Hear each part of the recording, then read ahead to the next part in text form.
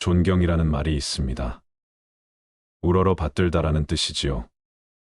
이 말은 즉, 존경은 내가 받고 싶다고 해서 받는 것이 아니라 다른 사람이 스스로 존경을 해야 받을 수 있는 것입니다. 노인은 우리나라에서 대우를 받는 존재입니다. 전철을 무료로 탈 수 있으며 임산부와 함께 별도의 지정 자리에 앉을 수 있지요. 때마다 노인을 위한 행사를 합니다. 가정의 달, 노인의 달, 그리고 연말이 되면 여기저기에서 노인을 위한 각종 행사를 열고 노인에게 풍성한 대접을 합니다. 오늘은 존경받는 어른이 되는 법에 대해 알아보고자 합니다. 요즘 젊은 사람들은 무조건적으로 어른을 공경하지 않습니다. 백발이 성성하다고 해서 다 존경받는 어른이 되는 것은 아니지요. 어떻게 해야 할까요? 나이가 들수록 나이든 티를 내지 말고 젊었을 때처럼 똑같이 생활해야 합니다. 이것은 노인들에게만 주어지는 메시지가 아닙니다. 더 깨끗해야 하고 더 옷에 신경 써야 하고 더 상대방 말을 들어주어야 하고 더 많은 사람을 만나고 더 잘 어울려주고 더 지갑을 열고 더 포기해야만 한다. 누구라도 이런 식으로 산다면 삶은 더욱 풍요로워집니다. 하는 일 없이 그저 세월 가는 대로 나이만 먹었다면 그는 어른이 아니라 어리석은 늙은이에 지나지 않습니다. 어제의 청춘이 오늘의 백발노인으로 변해가면서 자기 성찰을 통해 배려하고 격려하는 생활이 더욱 필요한 것 같습니다. 사람이 나이 들어 철이 난다는 것은 그릇된 행동을 더 이상 보이지 않는다는 뜻입니다.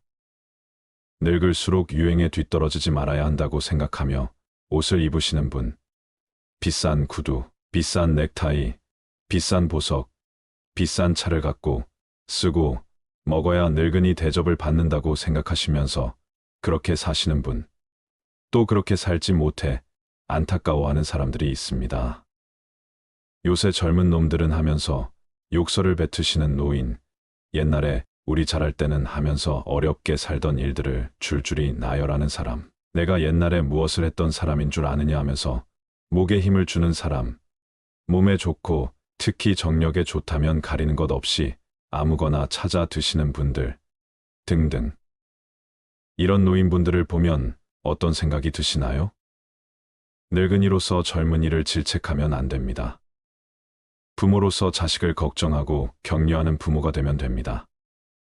넉넉하고 윤택하지 않아도 삶이 그윽하고 만족스러워 무엇을 먹어도 무엇을 입어도 어디에 살아도 즐겁게 모든 사람과 모든 것을 고마워하며 살 수 있는 노인. 언제 삶이 끝날지도 모른다는 생각을 가끔 하면서 자신의 주변을 흐트러지지 않게 정리하시는 어른. 이런 노인이 진짜 존경받는 노인이 아닐까요? 존경받는 어른이 되려면 지켜야 할 10가지 수칙이 있습니다. 첫 번째, 경험을 버리고 경험을 취하라. 노인의 과거 경험이 가치 있지만 급변하는 요즘 사회에서는 현실과 괴리되어 소용없는 경우가 있습니다. 오려 과거의 경험이 족쇄가 되어 발전에 걸림돌이 되는 경우도 있습니다. 따라서 젊은이의 경험을 과감하게 받아들이고 수용해야 합니다.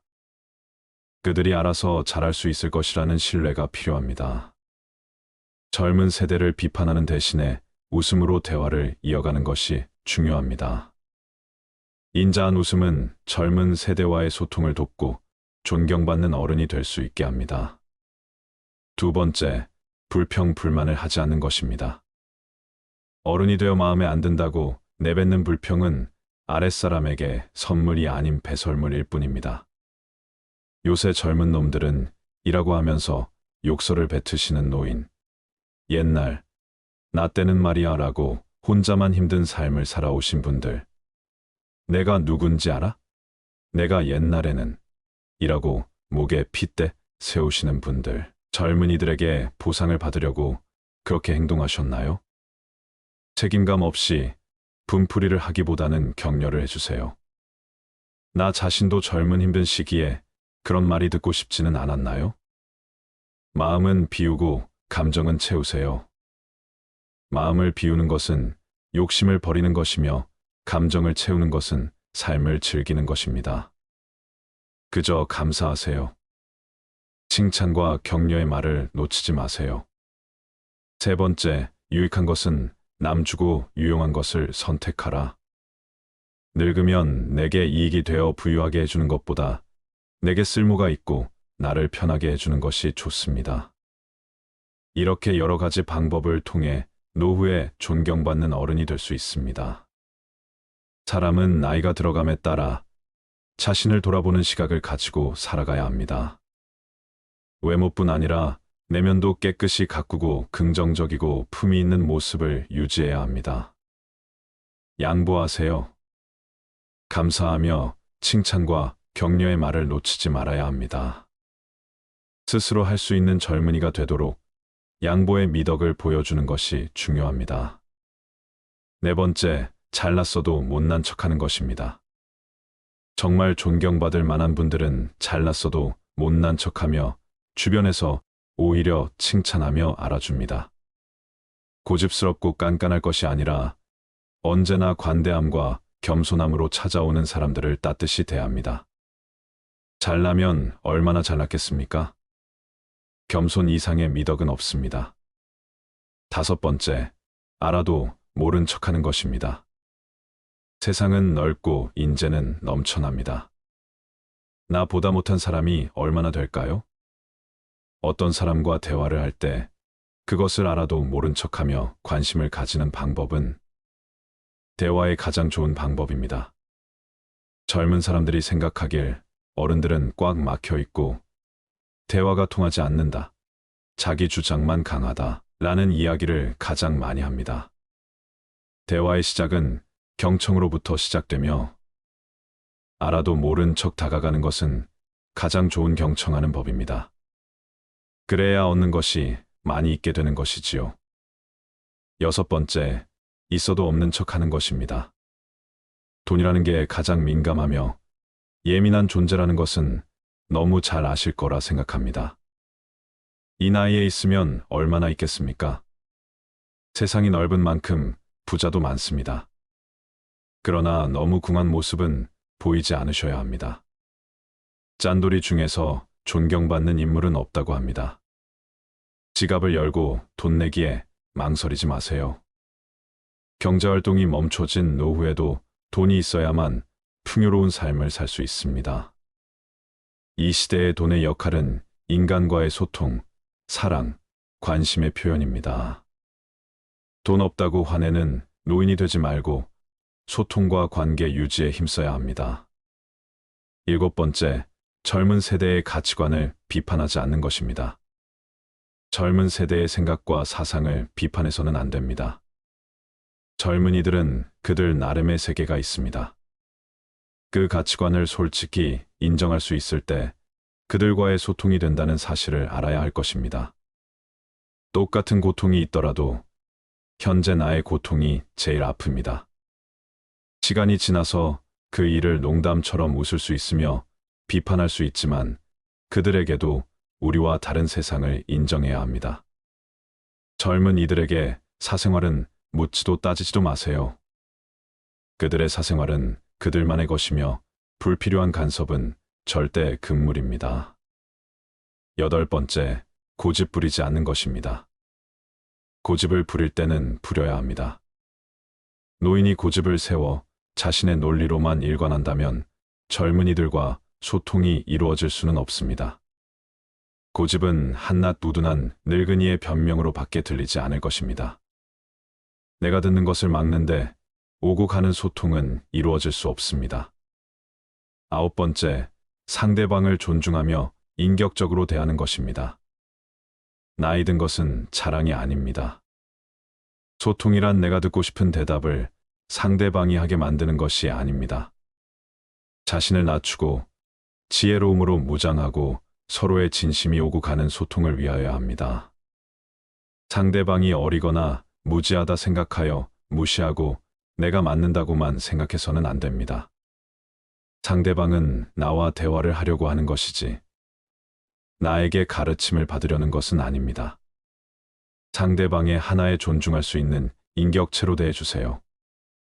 10번째, 입을 적게 열고 듣기에 열중하자. 겸손한 자세를 가지는 것이 중요합니다. 타인의 의견을 경청하고 자신의 생각을 강요하지 않는 것이 중요합니다. 이는 알아도 모른 척하고 젊은 이들의 말을 경청하라는 의미입니다. 세상은 넓고 젊은 세대의 생각도 다양합니다. 그들의 의견을 경청하면서 배우는 것이 중요합니다. 이런 수칙만 잘 지켜도 우리는 어른으로서 존경을 받고 여생을 잘 마칠 수 있습니다. 젊은 세대가 마음껏 도전하고 즐겁게 생활할 수 있는 환경을 만들어 주는 것이 어른의 의무가 아닐까요? 많은 사람에게 사랑받는 어른이 있다면 그는 사람을 많이 사랑한 사람일 것입니다. 인생은 80부터라는 말이 생겨난 지도 오래입니다. 우리가 몇 살이 되었던 인생은 이제부터가 시작입니다. 지난 인생의 참맛을 알고 자신의 노후를 멋지게 만들려면 자신의 철학으로 철저히 단련하고 단속하지 않으면 안 됩니다. 대접받는 늙은이가 될 것인가 아니면 존경받는 어른이 될 것인가는 순전히 우리의 의지로 탄생되는 것임을 결코 잊어서는 안 됩니다. 나이만 먹고 백발만 난다고 어른이 아닙니다. 남을 잘 용납하고 덕을 입히는 것이 어른입니다. 남을 용납하고 덕을 입히는 사람은 연령이 적어도 어른이요. 남의 용납만 받고 덕을 입기만 하는 사람은 언제나 미성년자입니다. 남의 용납을 받기보다는 남을 위하고 덕을 베푸는 존경받는 어른이 되면 우리의 노후가 좀 더 풍성하지 않을까요? 어른이란 단어는 존경과 소통에서 온다는 결과들이 많았습니다. 저분은 그래도 대화가 되는 분이셔라는 말만 들어도 존경받는 어른을 위한 첫걸음이지 않을까요? 인생 60부터, 인생 80부터 점점 인생 시작이란 숫자는 늘어가고 TV 시청을 여생을 보내기보다는 존경받고 소통하며 많은 이에게 사랑받는 어른, 그리고 많은 사람을 사랑하는 사람이 되는 것은 어떠신가요? 사람은 나이를 먹을수록 욕심이 많아진다고 합니다. 저는 그렇게 생각하기보다는 사람은 나이를 먹을수록 외로워지는 것 같습니다. 인간관계가 좋을 때는 얻는 이점이 많습니다. 자존감이 높아져 긍정적인 힘이 솟아나고 스스로 행복하다고 느끼게 된답니다. 주변에 내게 힘이 되어주는 사람이 많다고 느낄 때 이러한 긍정적인 힘은 더욱 강해집니다. 반면에 인간관계가 나쁜 사람들은 자존감이 낮지요. 행복감을 느끼는 정도도 낮아집니다. 많은 사람들과 쉽게 친해지고 싶어. 그런데 왜 남들이 내게 먼저 다가오질 않을까? 저 사람은 다른 사람들이 먼저 찾아와 주는데 나는 왜 안 그럴까? 먼저 다가와 줬으면 좋겠다. 나쁜 인간관계를 고치고 싶어 하는 사람들 중엔 이런 생각을 가진 사람이 많다고 해요. 왜 먼저 다가가지 않고서 다가오기만을 바라는 것일까요? 오늘은 좋은 대인관계를 맺기 위한 노하우 몇 가지 말씀드리고자 합니다. 고교 대인관계에 어려움을 겪거나 가족, 친구, 지인들과 불편한 관계라면 자신을 돌아볼 수 있는 시간을 가져보시기 바랍니다. 먼저 부처님이 말씀하신 좋은 인간관계를 위해 갖춰야 덕목 7가지 말씀드릴게요. 석가모니 부처님은 돈이 없어도 남에게 줄 수 있는 7가지가 있다고 했다. 어느 날 가난하고 되는 일이 없던 이가 석가모니를 찾아가 호소했다. 저는 하는 일마다 되는 게 없는데 무슨 이유입니까? 그건 내가 남에게 베풀지 않았기 때문이다. 저는 아무것도 가진 게 없는 빈털터리입니다. 제가 남에게 뭘 줄 수 있단 말입니까? 석가모니가 말했다. 아니, 그렇지 않다. 재산이 없어도 누구나 남에게 줄 수 있는 게 7가지는 있다. 첫 번째, 얼굴에 화색을 띠고 부드럽고 정다운 얼굴로 남을 대하는 것이다. 좋은 인상은 복을 부른다. 걸핏하면 짜증내고 그 감정을 외부에 쏟아내는 사람을 좋아할 사람은 없다. 웃는 얼굴에 욕하기 어려운 법이다. 두 번째, 말로도 남에게 베풀 수 있다. 사랑, 칭찬, 위로, 격려, 양보 등 상대의 마음을 어루만지는 부드러운 말이 그것이다. 말은 돈 드는 것도 아닌데 유난히 인색한 사람이 많다. 좋은 말은 아낄 필요가 없다. 세 번째, 마음의 문을 열고 따뜻한 마음을 주는 것이다. 진심의 가치가 무시당하기 쉬운 시대지만 그래도 사람의 마음을 움직이는 건 진정성 있는 따뜻한 마음이다. 사람들은 상대가 나를 진심으로 생각한다고 여길 때 비로소 마음의 문을 연다. 네 번째, 호의를 담은 눈으로 상대를 바라보면 무언가를 베풀 수 있다. 눈은 마음의 창이다. 사특한 마음을 품고 바라보며 그 특유의 탁한 기운이 눈빛에 서려 있다. 그런 건 말하지 않아도 상대가 눈치채기 마련이다. 항상 선의를 가지고 남을 대해야 한다. 다섯 번째, 몸으로 남을 도와주는 것을 말한다. 무거운 짐을 들고 가는 일을 외면하지 않고 다 같이 청소하더라도 적극적으로 자신이 먼저 하면 복이 온다. 당장 보상이 없어도 이런 태도를 하늘이 꼭 기억해 중요한 순간에 기회를 준다. 여섯 번째, 때와 장소에 맞게 자리를 내주고 양보하는 것을 말한다. 양보하는 것이 차지하는 것보다 더 빛을 발하는 순간이 있다. 그런 걸 잘 파악해 상대를 배려하면 그 덕이 반드시 더 크게 돌아온다. 사람은 누구나 은혜를 보답하려는 마음이 있다. 일곱 번째, 굳이 묻지 않아도 상대의 마음을 헤아려 도와주는 것을 말한다. 곤경에 처한 이는 자신의 처지를 외부에 쉽게 말하지 않는다. 자존심 센 사람은 더 그렇다. 이렇게 외부에 어려움을 말하지 않는 이를 찾아 먼저 도움 주면 그 가치가 언젠가 큰 빛을 발한다. 위 일곱 가지가 부처님이 말씀하신 좋은 인간관계를 위해 갖춰야 할 덕목이었습니다. 대인관계가 좋아지기 위해서는 어떤 게 중요할까요? 인간관계가 원활해지기 위한 세 가지 주요소를 말씀드릴게요. 첫 번째는 사람의 행동. 두 번째는 그 사람의 말투, 세 번째는 발산하는 에너지입니다. 상대방과 가까워지기 어려운 경우가 발생하죠. 그 반대로 어떤 때는 상대방과 참 잘 맞는다는 생각이 들기도 합니다.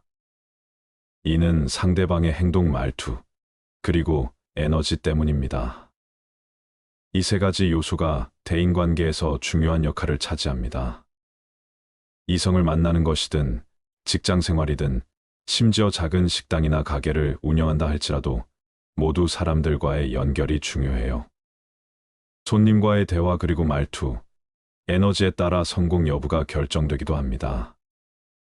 결국 인생에서 사람과의 만남이 굉장히 중요한 요소로 작용합니다. 사회생활을 하는 도중에 사람들과 만날 수 없는 경우는 드문 편이죠. 인간관계라는 것이 매우 중요한데 마음이 뒤틀리거나 불안한 감정을 갖는 분들은 상황이 잘 풀리지 않는 경우가 많아요. 직장이나 사회생활이나 결국 다른 사람들과 만나게 됩니다. 혼자 살면 외로움에 시달리기 때문에 인간관계는 어쩌다 보면 필연적인 상황입니다. 그렇지만 여기서 좋은 인간관계, 대인관계를 형성하기 위한 방법들이 있기도 합니다. 바로 좋은 행동, 좋은 말투, 그리고 좋은 에너지를 발산하는 것입니다.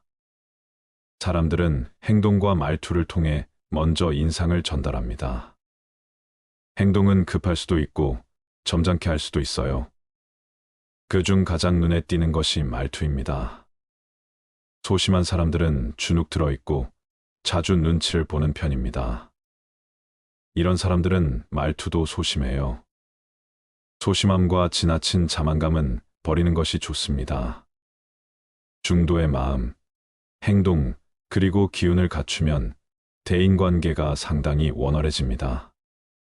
대부분의 사람들이 실수하는 것은 행동과 기운보다는 주로 말투로 인해 상처를 주거나 사람들과의 관계가 힘들어지는 경우가 발생합니다. 그래서 대인관계에서 가장 조심해야 할 부분은 말투입니다. 말을 잘 표현하면 좋고 유창하게 말하는 것 같이 여러 가지 미사여구를 능숙하게 사용하면 좋겠지만 대부분 우리는 그런 말의 기술을 제대로 배운 적이 없습니다. 스피치 학원을 다닌 분들도 드물고 배웠다 해도 모든 말에 감동이나 사랑스러움이 있지는 않다는 것입니다. 왜냐하면 그 사람의 에너지와 관련이 있으니까요. 즉 말을 아주 멋지게 표현하고 사랑을 전달한다 하더라도 자기만의 고집이 있고 나눔과 봉사가 부족하며 자신의 것만 챙기려는 이기적인 사람이라면 잘 와닿지 않을 것입니다. 마치 거래하는 느낌이 드는 것처럼요. 이는 그 사람의 에너지와 연관되어 있는 것입니다.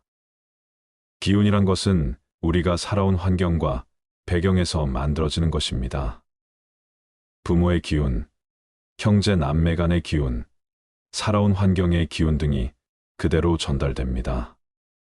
따라서 부모의 기운과 자식의 기운이 연결되는 경우가 많습니다.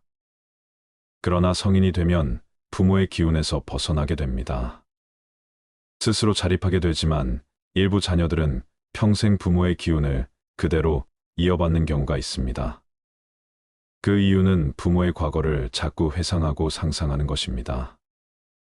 그래서 부모와의 연결고리가 계속 유지되어 부모의 좋지 않은 점을 물려받게 되는 경우가 많습니다. 이 점을 조심해야 합니다.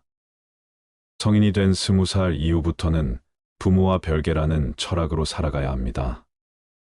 부모가 돈이 있을지라도 부모로부터 혜택을 받겠다는 생각을 하면 부모와의 연결고리는 점점 강해집니다. 부모님이 주시면 감사한 것이고 기부 등으로 복을 주신다면 그건 역시 감사하게 여기세요. 행운이 돌아오리라 믿어야 합니다. 성인이 되면 부모에게 무엇을 바라지 않아야 합니다. 부모님에 대한 기대도 자제해야 하며 부모 역시 자식에게 바라지 않아야 합니다. 그때부터는 각자 독립된 사람이 되어야 합니다. 그래야 서로 가장 기본적인 부모-자식 관계로서 성장하고 발전할 수 있습니다. 따라서 행동, 말투, 에너지 기운이 세 가지 모두 균형 있게 맞춰져야 합니다. 이는 부모와의 관계, 자식과의 관계, 그리고 사회생활에서 모두 중요한 요소입니다. 그 중에서 가장 눈에 띄는 것은 말투입니다. 말투는 사랑을 전할 수도 있지만 동시에 상처를 줄 수도 있기 때문입니다. 그렇기 때문에 금지해야 할 말들을 주의해야 합니다. 다음은 대인관계에서 말에 관련해 조심해야 할 것 10가지입니다. 첫 번째로 많은 말을 하지 마라. 많은 말을 하게 되면 실수할 확률이 높아지고 잔소리를 하게 됩니다. 또한 많은 얘기 속에서 핵심적인 좋은 말이 희석될 수 있습니다. 명강의에서도 짧은 강의가 더 효과적이라고 합니다. 따라서 아이나 친구, 직장 동료와의 대화에서도 많은 말을 하지 않는 것이 좋습니다. 이러한 방식이 사람들 간의 거리를 멀게 만들지 않도록 도와줍니다. 두 번째로 금지해야 할 말은 명령조의 말입니다. 부모로서 자식에게 명령하는 말을 사용해서는 안 됩니다. 또한 배우자 사이에서도 서로에게 명령하거나 지시하는 말을 사용하지 않아야 합니다. 마찬가지로 같은 직장에서 상사라고 할지라도 반드시 명령하는 말은 하지 않는 게 좋습니다. 이렇게 하면 어떨까요? 이렇게 하면 어떻게 될까요? 이렇게 여쭤보면 상대방의 의견과 창조력이 발휘될 수 있습니다.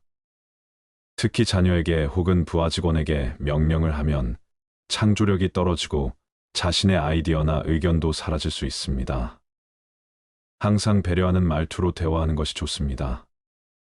명령형으로 얘기하지 말고 배려하는 어조로 말씀하도록 주의해야 합니다. 세 번째로는 너무 빠르게 말하지 마라. 말이 너무 빠르면 사람들의 이해력을 향상시킬 수 없으니 적당한 속도로 말하는 것이 좋습니다. 또한 말 중에는 항상 쉼표를 사용해야 합니다. 쉼표를 사용하여 호흡을 조절해야 합니다. 이는 말에 리듬을 부여하고 듣는 사람에게 편안함을 줄 수 있습니다. 네 번째로는 말을 너무 느리게 하는 것 역시 피해야 합니다. 너무 느리게 말하면 상대방은 답답해할 수 있으며 상황에 따라 오랜 시간 동안 계속해서 이야기를 들어주기 어렵습니다. 그래서 적당한 속도로 말하는 것이 좋습니다. 적절한 속도를 유지하여 대화에 참여하는 것이 좋습니다. 다섯 번째로는 너무 큰 소리로 말하지 않아야 합니다. 큰 소리로 말하면 상대방의 귀에는 들리기 쉬울지라도 그것이 상대방에게 부담이 될 수 있습니다. 귀가 피곤해지면 뇌에도 불편함을 주는 요소가 됩니다. 좋은 말이라도 너무 큰 소리로 듣게 되면 머리가 아프게 느껴질 수 있습니다. 너무 큰 소리로 말하는 것은 좋지 않습니다. 여섯 번째로는 거짓말을 하지 마라. 내 마음에 없는 얘기는 차라리 하지 않는 것이 좋습니다. 솔직한 말을 하는 것이 좋으며 만약 내가 거짓말을 하고 싶을 때는 차라리 말을 하지 않는 것이 좋습니다. 거짓말은 인간관계를 망칠 수 있는 위험이 있습니다. 사람들이 좋은 인연관계를 가지고 있더라도 거짓말이 자주 들통나면 서로의 관계가 무너지는 경우가 있습니다. 일곱 번째로는 이간질하거나 시기 질투하는 말을 하지 마라. 인간은 보통 사람들을 대할 때마다 이간질하고 비교하고 시기 질투하는 말을 나도 모르게 합니다. 하지만 이런 말을 하는 것은 자신의 입이 더러워질 뿐입니다. 남들이 이런 말을 듣고 어떻게 생각하는지는 중요하지 않습니다. 어떤 사람은 이해해주고 들어주지만 실제로 그런 시기 질투의 말에 가장 스트레스를 받는 것은 자신입니다. 말하면서 더 생각하게 되기 때문입니다. 이런 이간질하거나 시기 질투하는 말을 하지 않는 것이 좋습니다.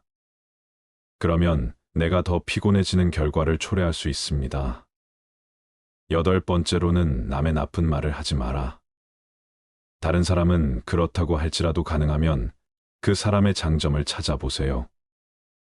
나쁜 말을 하면 부정적인 말에만 주목하고 그 사람의 나쁜 면만 보게 됩니다. 이러한 이유로 남에 대한 말을 긍정적으로 해주는 것이 좋습니다. 남의 말을 긍정적으로 이야기하는 것이 좋습니다. 그러니 남의 말을 나쁘게 하지 말아야 합니다. 아홉 번째로는 부정적인 말을 하지 마라.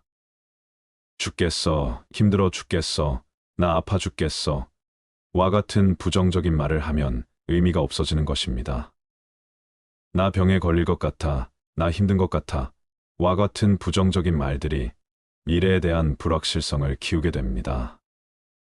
이렇게 부정적인 말을 자주 하는 것은 좋지 않습니다. 이러한 부정적인 말 자체가 인생을 크게 바꿀 수 있기 때문입니다. 그래서 부정적인 말을 하지 말라는 것이 중요합니다. 이러다가 우리 아들 꼴찌 되는 거 아니야. 여보, 이러다가 회사 망하는 거 아니야. 말은 에너지와 파동, 리듬이 있기 때문에 이러한 말 자체가 실제로 인생에 큰 영향을 줄 수 있다고 말씀드릴 수 있습니다. 그러므로 부정적인 말을 하지 않는 것이 좋습니다. 열 번째로는 묵언하기. 묵언 즉 필요한 말만 하라는 거예요. 묵언은 말을 하지 않는 게 아닙니다. 꼭 필요한 말만 그때 적재적소에 하는 게 묵언의 원리란 말이죠.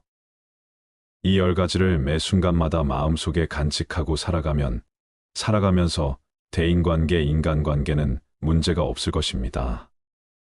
매 순간마다 10가지를 실천하며 살아가시기 바랍니다. 우리 주위에는 매사에 부정적이고 불평불만만 늘어놓는 사람이 있습니다. 이런 사람은 과감히 끊는 게 좋습니다. 행운은 선택이 아니지만 불행은 자초하는 경우가 많답니다.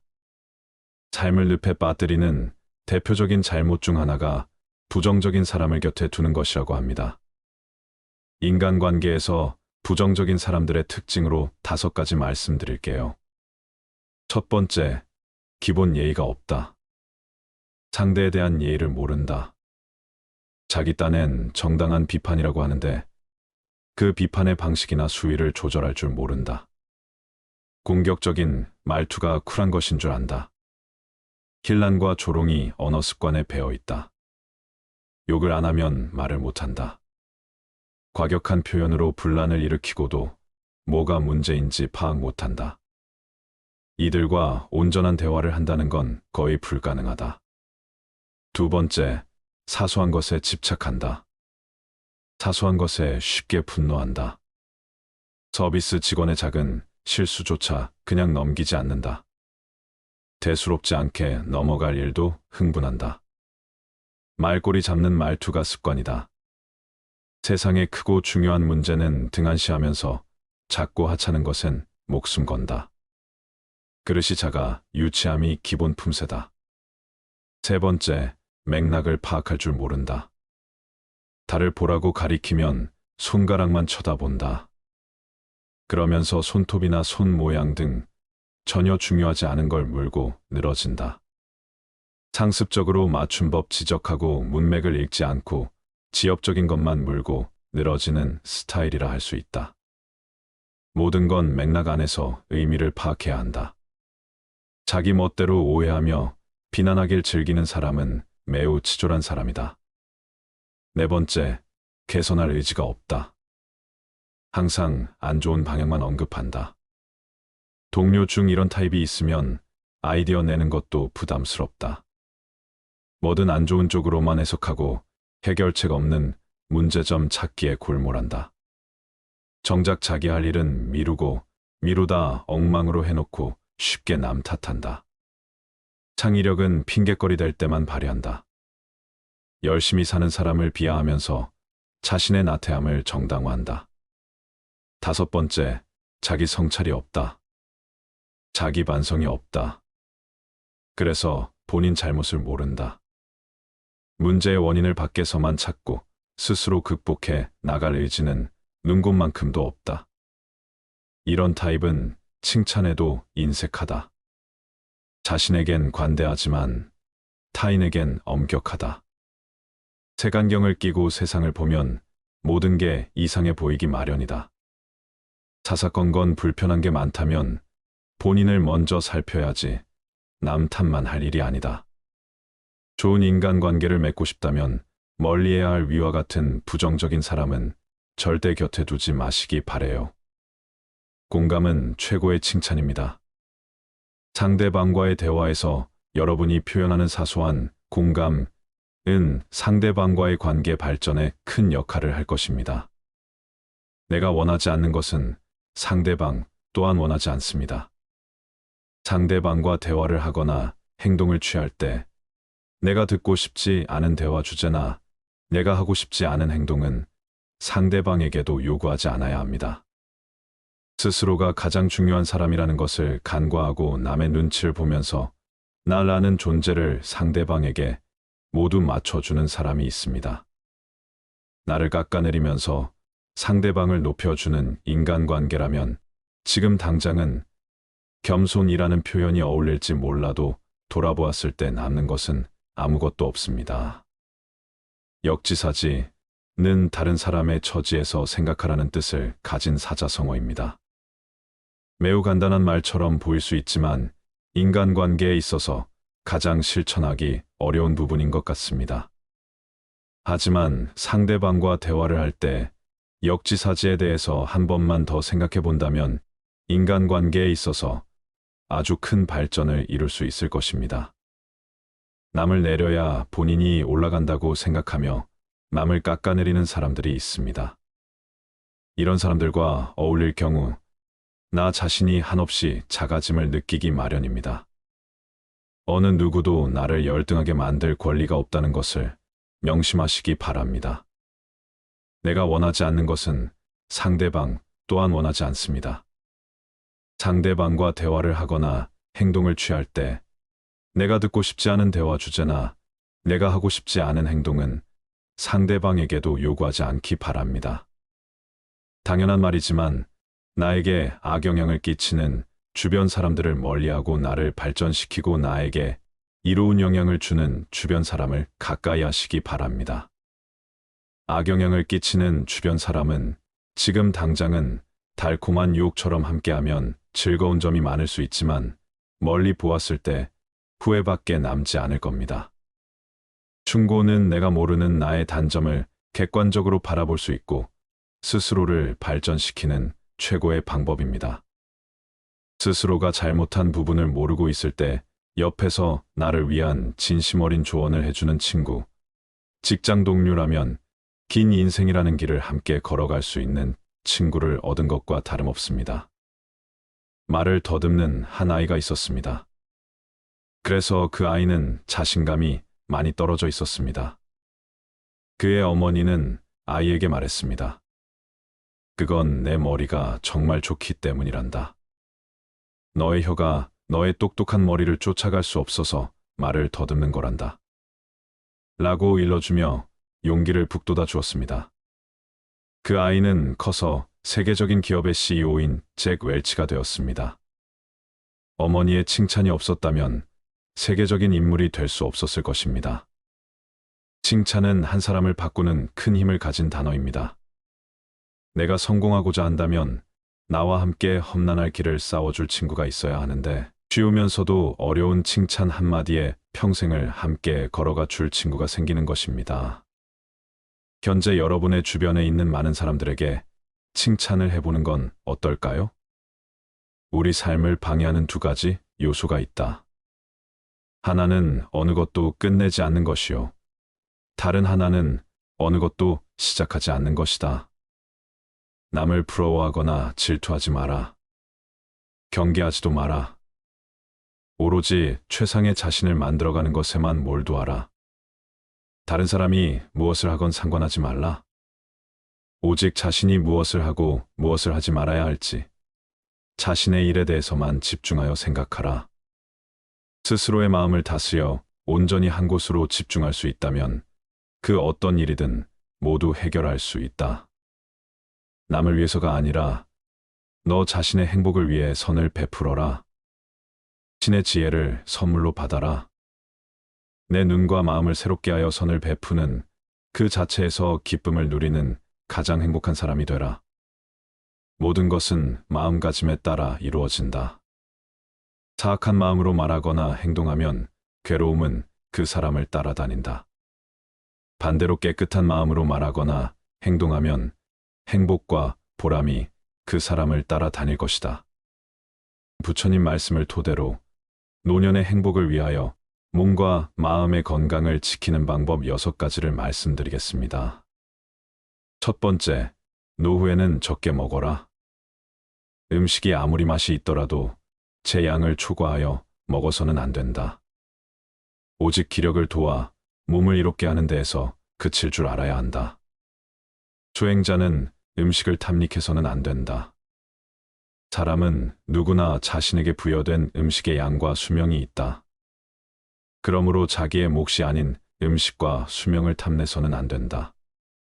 탐한다 해서 자기의 몫이 아닌 것이 더 오지는 않는다. 음식을 탐하면 수명이 짧아진다. 자기 식복이 정해져 있기 때문이다. 음식에 대한 탐심을 많이 내어 이번 생 자신의 식복을 넘어서면 현생에 더 먹을 복이 없어지기 때문에 수명이 다할 수밖에 없는 것이다. 과식을 하면 복력 또한 소멸한다. 과식을 하는데도 오래 산다면 그 사람은 삶이 불행해지기 쉽다. 식복이 없는데 많이 먹으니 다른 폭력들이 식복을 대체하여 폭력이 줄어들다 보니 불행해진다는 것이다. 음식물 섭취를 줄이면 삶의 진행 과정을 늦출 수 있고 금욕으로 신체의 번식 전략을 생존 전략으로 전환시키면 장수할 수 있다는 것이다. 음식물 섭취를 줄이면 2배에서의 100까지 수명이 증가한다고 한다. 이후야 어찌되었든 과식은 수행자에게 여러모로 도움이 되지 않는다. 과식은 정신을 혼란하게 만들며 온갖 욕구와 번뇌를 불러일으키고 고요한 선정에 이르지 못하게 한다. 소식을 하면 몸도 마음도 경쾌하고 가벼워 쉽게 선정과 지혜를 얻을 수 있다. 두 번째, 술을 멀리하라. 술을 많이 마시면 몸과 마음이 가난해진다. 그러면서도 재물을 가벼이 여기고 사치를 좋아하여 집안을 망쳐 온갖 화를 부르게 된다. 또한 남들과 노름을 즐기고 다른 여색을 엿보게 된다. 술은 온갖 환난의 근본이요, 재앙의 근원이다. 술은 독 중의 독이요, 병 중에서도 고질병이다. 술은 날카로운 도끼 같아 착한 마음을 손상시키고 괴로움을 부른다.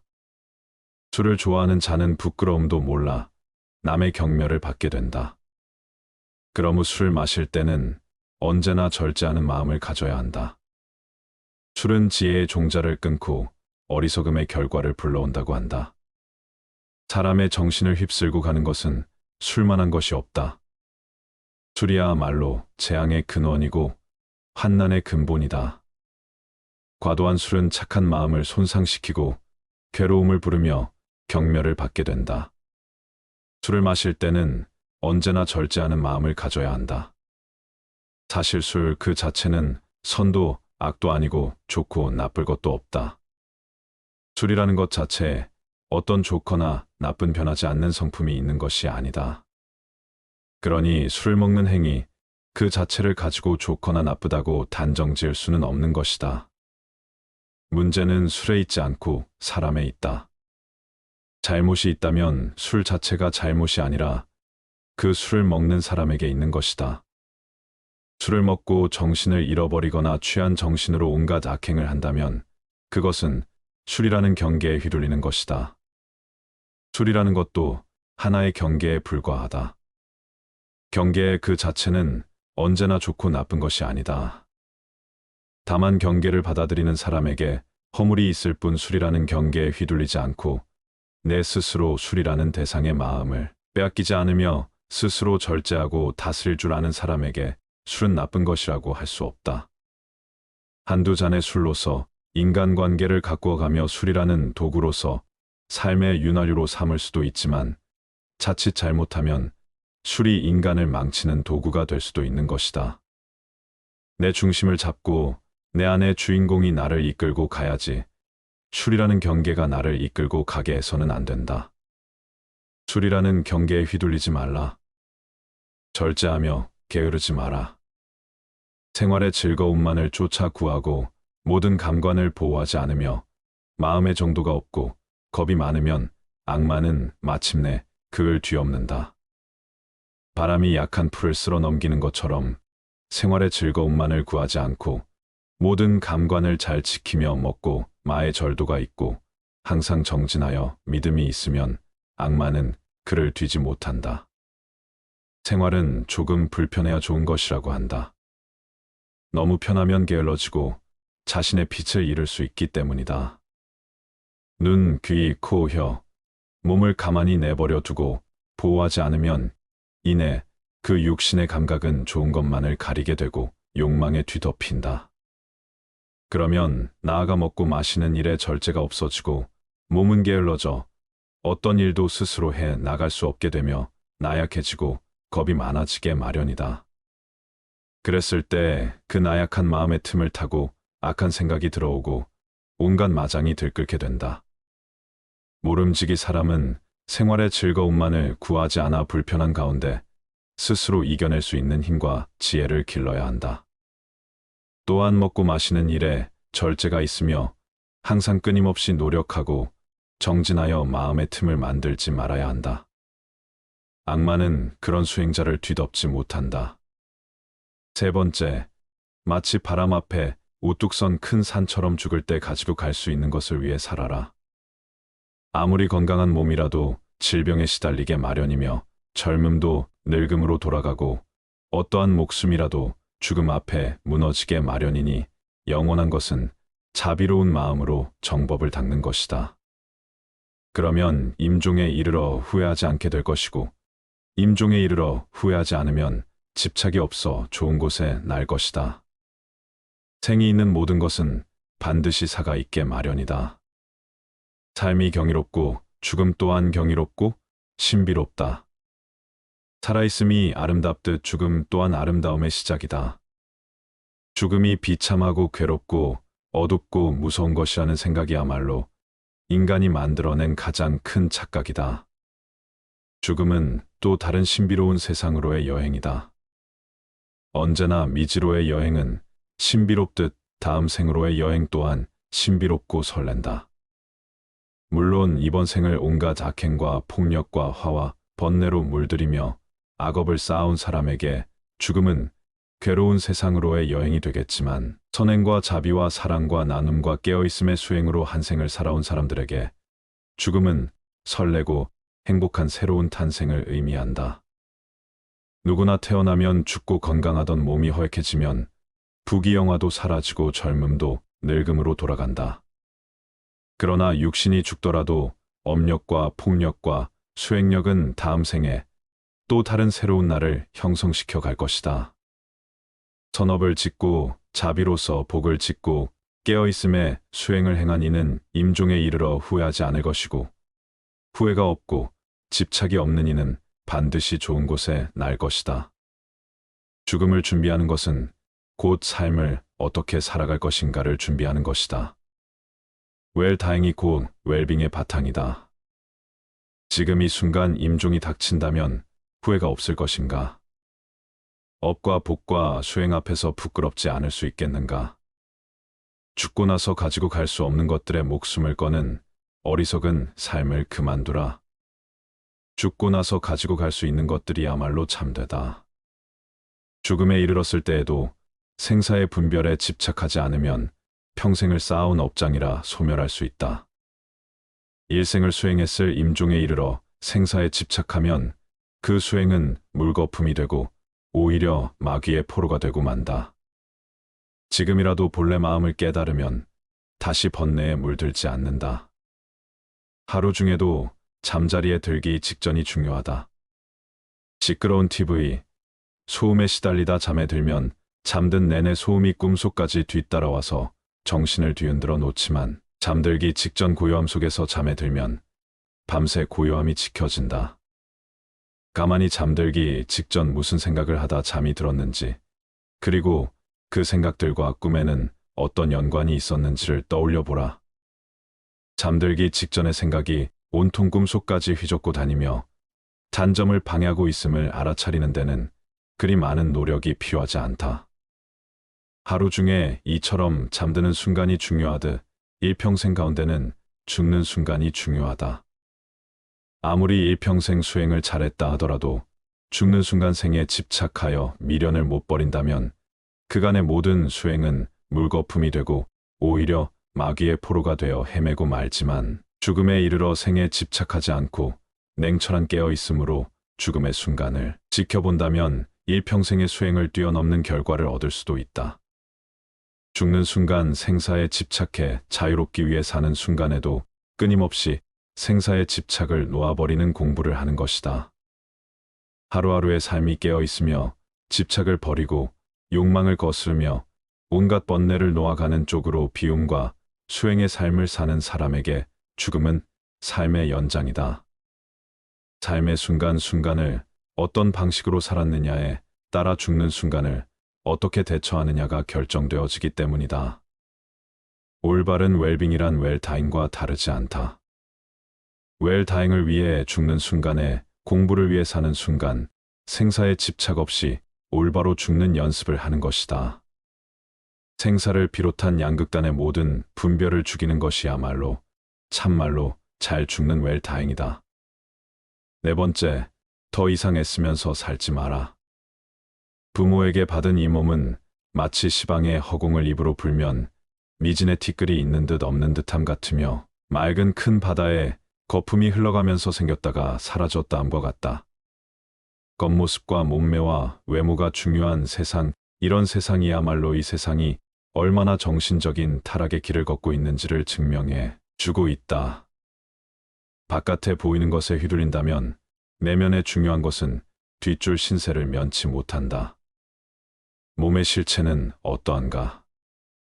그것은 꿈과 같고 환술 같고 거품과 같고 그림자와 같고 티끌과 같다. 이런 몸을 무얼 그리 사랑하고 애착하는가? 그래서 옛 스승들은 이 몸을 똥주머니라는 똥만 잔뜩 넣어 가지고 다니는 똥주머니라고 했다.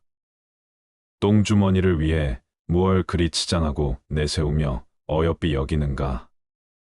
몸 안의 온갖 내장이 기관들 똥오줌을 다 끄집어내 보면 얼마나 더럽고 흉측한 것인가. 그걸 다만 이 하얀 살결에 포장한 것에 지나지 않을 뿐이다. 살결에 포장한 것을 조금 잘했다고 예쁘다 하고 못했다고 못났다고 차별할 일이 무엇인가? 모두가 한낮 뜬 구름과 같고 바다에 뜬 거품과 같으며 꿈과 같고 그림자와 같은 것일 뿐이다. 다만 마음이 중요한 것이다. 몸을 중요시 여기는 그 마음이 우리 몸을 더욱 더럽히고 욕되게 만든다. 몸에 얽매이고 집착할수록 정신은 공허하게 총기를 잃고 만다.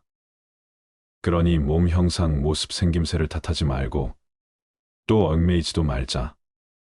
몸을 이제 그만 놔둬라. 5번째, 부모님을 잘 섬기고 부모님께 효도하라. 부모님 공경이 곧 부처님 공경이다. 부모님은 나를 낳아서 나로 하여금 도를 배우게 하심으로 모든 남자는 나의 아버지이며 모든 여인은 나의 어머니로 알아라. 이제 깨달음을 얻는 것은 다 부모님의 은혜이니 사람이 도를 배우고자 하면 먼저 효도로 정진하지 않으면 안 된다. 부모님의 은혜는 부처님의 은혜와 동등하고 부모님을 섬기는 데서 오는 과보는 불보살님을 섬기는 데서 오는 과보와 동등하다. 부모님께 효도를 베푼다면 이 세상의 모든 선행에 으뜸이 된다. 부모님이야말로 지금의 나를 개 한 뿌리이며 근원적인 인연이기에 부모님이나 부부 자식처럼 나와 가까운 인연은 곧 내 안에 업이 투영된 관계라고 볼 수 있다. 그들 속에서 나를 볼 수 있어야 한다.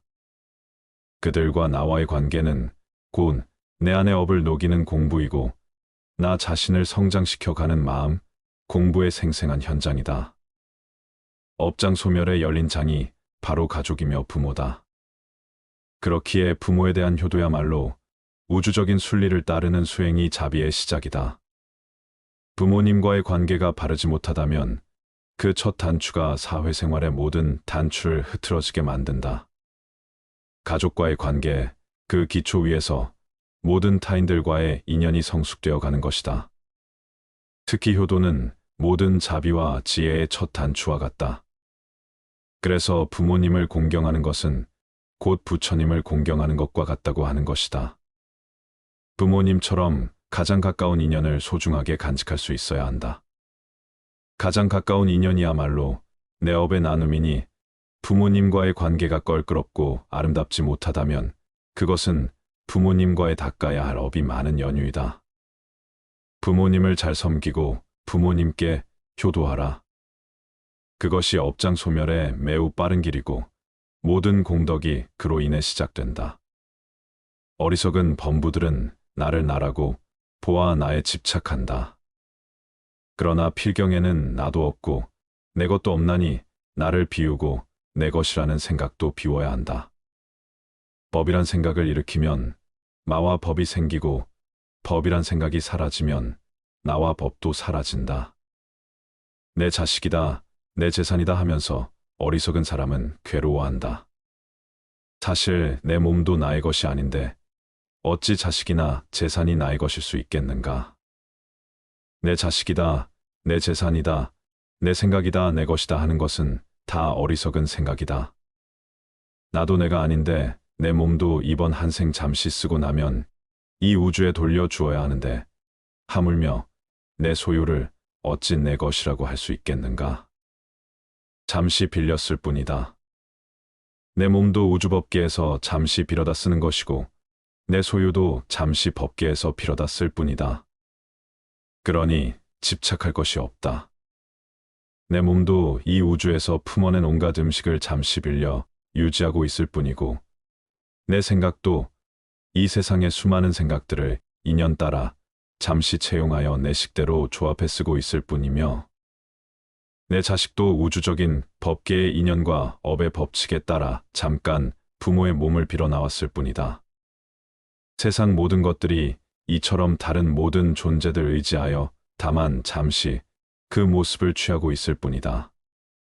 세상 모든 존재는 우주의 것이며 다른 모든 존재들의 것이다. 여섯 번째, 유산을 남겨주기 위해 자신의 귀중한 생애를 다 쓰지 마라. 내가 곧 이 우주이며 또한 나는 이 우주의 모든 존재들과 긴밀하게 연결되어 있다. 그러니 어찌 내가 누구를 가지고 내가 무엇을 집착하고 누가 무엇을 소유할 수 있겠는가? 온 우주는 전체에 의해 존재하며 전체에 의해 소유되고 있는 것이다. 그런 신성한 우주적인 것에 내 것이라는 울타리를 치면서부터 우리는 우주로부터 진리로부터 외면받고 있다. 내 것이란 울타리를 걷어내면 모든 것이 그대로 있을 곳에 있고 제자리를 찾는다.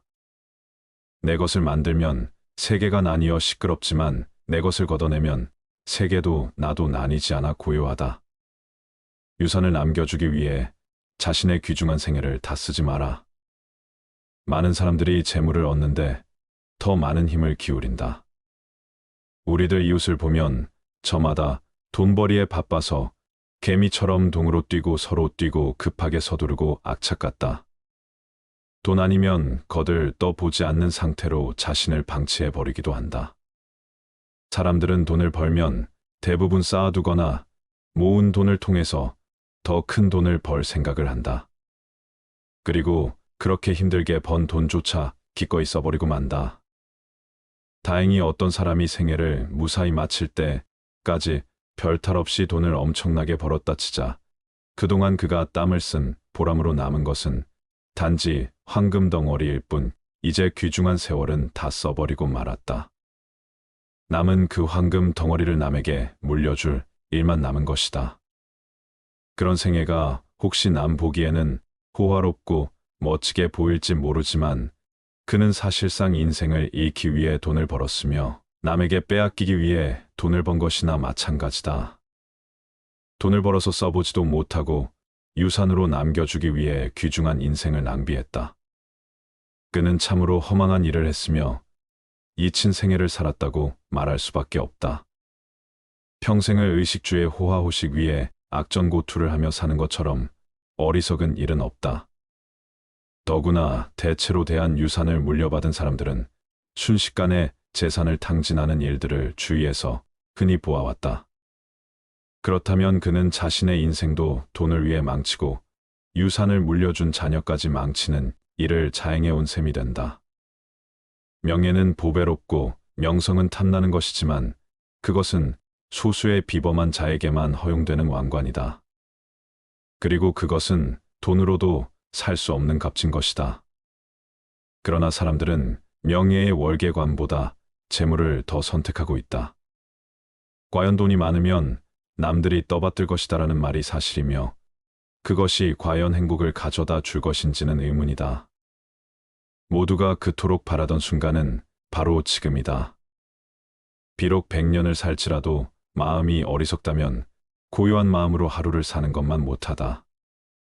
비록 100년을 산다고 하더라도 마음이 어리석고 탐욕스럽고 성냄을 일으킨다면 차라리 고요하게 그 마음을 비추며 한순간을 보내는 것보다 못하다.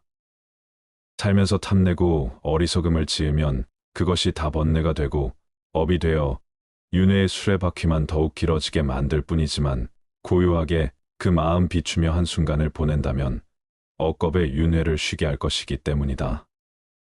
한순간을 살더라도 고요한 마음으로 마음을 비추며 영상 속에서 산다면 어리석은 마음으로 100년 1000년을 사는 것에 비할 수 없는 공덕이 생긴다. 어리석은 세월은 날이 갈수록 업장만 늘리게 되지만 고요한 한순간의 명상은 업을 소멸하고 지혜를 움트게 한다. 시간이란 환상일 뿐이다. 아무리 오랜 시간일지라도 단 한순간의 평화와 맞바꿀 수 없다. 지금은 바쁘고 정신이 없으니 나중에 기도하겠다는 사람, 지금은 삶이 버거우니 노후가 되어 조용할 때 수행하겠다는 사람, 지금은 돈이 많지 않으니 훗날 돈을 많이 벌게 되면 그때 가서 보시하겠다는 사람, 그들은 100년 1000년보다도 더 소중한 지금 이 순간이라는 인생의 클라이막스를 놓치고 있는 것이다. 지금 행하지 않으면 더 이상 시간은 없다. 지금까지 우리는 100년 1000년을 뒤로 미루며 지금까지 오지 않았는가. 그렇게 찾아오던 최상의 때는 바로 지금이며 최고의 장소는 바로 여기이다. 수행에서는 한순간도 버릴 것이 없다. 한순간이라도 마음을 고요히 하고 비추어 보라. 찬란한 지금 이 순간을. 부처님 말씀을 토대로 노년의 행복을 위하여 몸과 마음의 건강을 지키는 방법을 말씀드렸습니다.